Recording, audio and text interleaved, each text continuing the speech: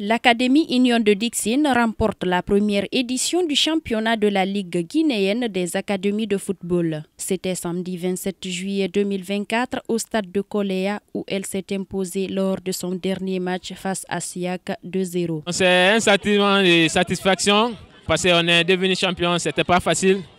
On a eu des coups, on a accepté, on est champion aujourd'hui. C'est le travail, on a accepté de travailler sous la pluie, sous le soleil.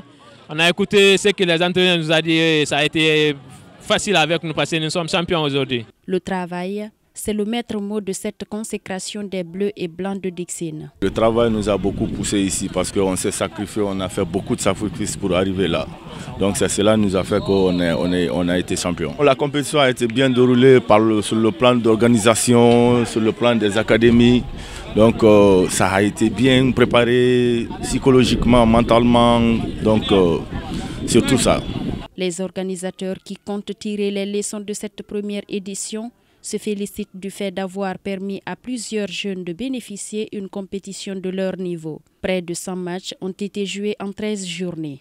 Personnellement, je suis très satisfait. Nous avons organisé cette Liga pour que les enfants compétissent. Parce que nous avons constaté qu'en Guinée, que les enfants ne compétissent pas ici, il n'y a pas de compétition.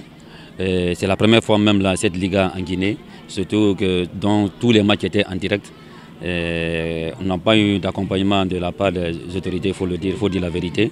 Mais quelques-uns sont venus quand même là nous apporter leur soutien. Avec l'engouement qu'on a eu, réellement on est vraiment satisfait compte tenu de cette première édition. Il y a eu quelques manquements, mais je pense que c'est l'une des meilleures organisations qui s'est tenue cette année.